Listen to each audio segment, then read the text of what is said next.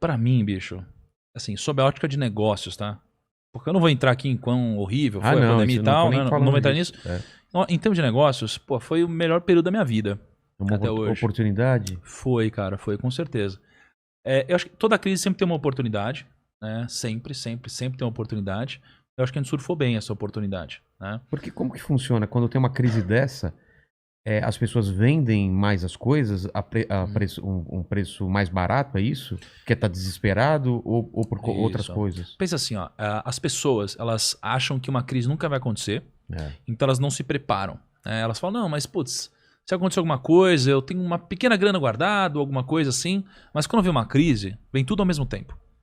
Então, você perde o emprego, o dinheiro que você tem perde valor nas suas aplicações, alguém fica doente, cara, você fica com medo, então a sua imunidade baixa, você fica em depressão, você precisa se tratar, tudo acontece ao mesmo tempo.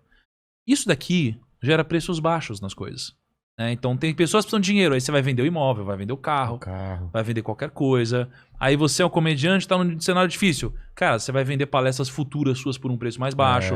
Então esse é o momento em que tem sempre alguém chorando e tem sempre alguém vendendo um lenço. O ponto é, como eu sou um cara de investimentos, eu já li trocentos livros, mas eu sou novo. Eu tenho 30 anos. E eu espero há 10 anos uma crise em que eu tenha dinheiro. Uma crise em que eu tenha dinheiro e possa aproveitar esse momento. E essa foi a primeira? Essa foi a primeira crise.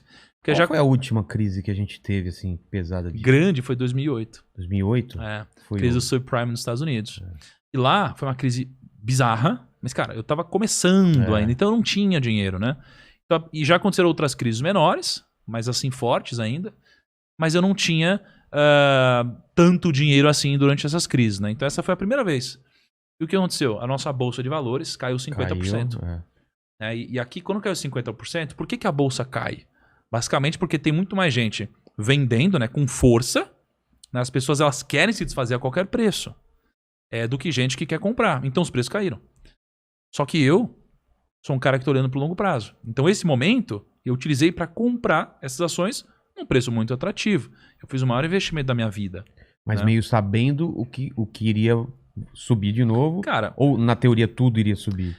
Assim, eu não vou dizer que eu fiz sabendo, porque, assim, a crise, ela não é óbvia, né? Ela é uma crise porque realmente você fala, cara, será mesmo que vai voltar? Você não sabe. Mas em todas as literaturas do mundo é sempre assim. Compre quando tem sangue nas ruas, né? Compre ao som dos trovões. Compre ao som dos canhões. Cara, foi o que eu fiz, né? E eu invisto publicamente, né? Eu tenho um quadro que chama Rumo ao Bilhão. Eu invisto todo mês. A gente deve estar lá com uma grana hoje, deve ter uns 19 milhões públicos, assim. E, cara, foi a maior aposta da minha vida. Eu fiz publicamente, uma galera me criticando. Você falou então em que você investiu? Você já falou? Já. O que você investiu? Eu comprei uma série de ações. Devo ter comprado umas 7 ações diferentes, né? Então imagina, eu comprei no momento em que todo mundo estava vendendo. Então todo mundo me criticou e falou, cara, você é burro, você vai perder dinheiro, você vai quebrar, você é louco. Claro, você fica lá.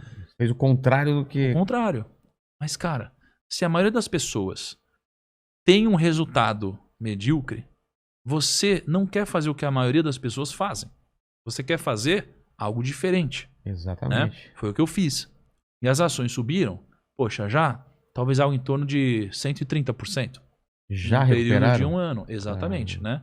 Então, assim, esse tipo de coisa aparece pontualmente. É coisa que aparece de 5 em 5 anos ou de 10 em 10 anos. E quando aparece, você precisa estar preparado para aproveitar. E você estava percebendo já esse movimento das empresas digitais, de quem faz venda digital, que isso ia... Ou só depois que aconteceu a pandemia mesmo que deu pra sentir... Porque, Mercado Livre, tudo, cara, os caras ganharam muito, né? Ganharam muita grana. Eu fiquei viciado no Mercado Livre. Sabe, vício mesmo. Hoje... É mesmo? Mas você negocia, compra e vende, assim? Não, só compro. Só compra? Pra não sair de casa, eu compro tudo pelo Mercado Livre. Eu te entendo. Eu sou assim, com iFood, Rappi... Exatamente, iFood e tal. Cara, eu fiquei viciado nessas compras... Porque antes a gente, vamos sair hoje e tal. E eu já gosto de ficar em casa, então assim, tudo... Moletom, tudo vem pra cá, tudo vem até minha casa. Perfeito. Então, você teve essa leitura já há um tempo? Cara, assim... Contar uma historinha aqui rápida.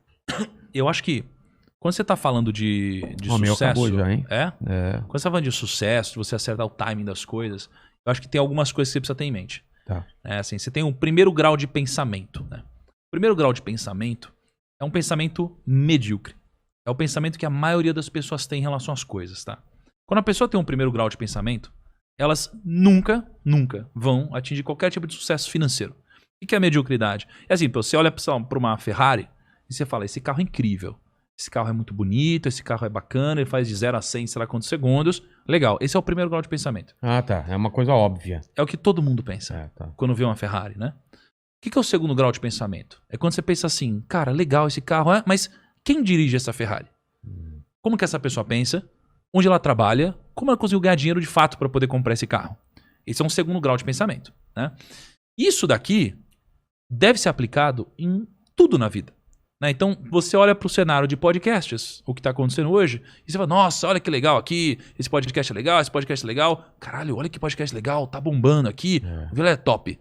Esse é o primeiro grau de pensamento. O segundo é, ele é top, mas como que ele conseguiu fazer isso? Será que eu posso fazer igual também? Por quê? Como que ele pensa e tal? E aí você consegue fazer também. Então, isso daqui é o que eu sempre tento aplicar na minha vida. Uma engenharia reversa, talvez? Eu acho que seria uma evolução de um pensamento, né? Então, é sempre você pensar num segundo nível de pensamento. Na bolsa foi assim. Pô, tá tudo caindo.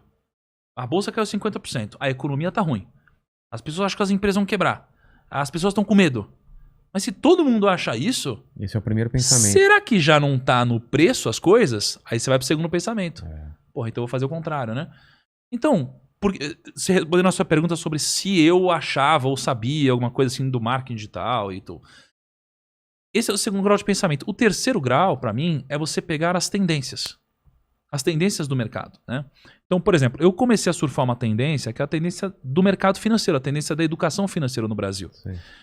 A gente tem hoje 3,6 milhões, mais ou menos, de investidores na Bolsa. Só que quando eu comecei, a gente tinha 300 mil pessoas investindo na Bolsa. E eu acredito que a gente vai ter 100 milhões de pessoas investindo na Bolsa em algum momento. É uma tendência que é difícil segurar.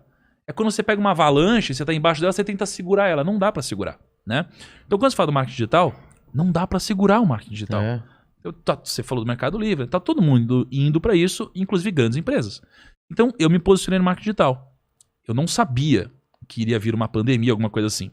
Mas quando apareceu, eu estava preparado para surfar essa onda melhor que os outros. Já colocou o pé lá porque sabia que... Exatamente. Então, assim, se você se posicionar nas tendências antes dos outros, você tem benefício. E o problema é, a tendência, ela serve para você se preparar para ela. Exatamente. E, aliás, você deve se preparar para a tendência e não para o que acontece hoje. Então isso é um grande erro. As tendências no Brasil hoje, elas são quase todas ligadas à tecnologia e trabalhos que vão envolver pensamentos, né? E as pessoas hoje se preparam para coisas que não vão existir lá na frente. Então elas estão se preparando para coisas que não fazem nenhum sentido, ao invés de se preparar para as tendências, que foi um pouco do que eu fiz com o marketing digital. E aí eu pude surfar antes dos outros, né? Pra falar em surfar, eu costumo usar um exemplo aqui, porque o pessoal fala... Você pôs pra mim? Pôs. Quer colocar mais? Acho que você não pôs pra mim. Ah, tá. Eu costumo falar uma coisa que tem até a ver com o que você falou de surfar, né?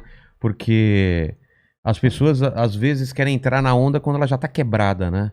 E o ideal é você entrar na onda quando ela tá começando a se formar. Então eu vejo muita gente entrando agora no podcast...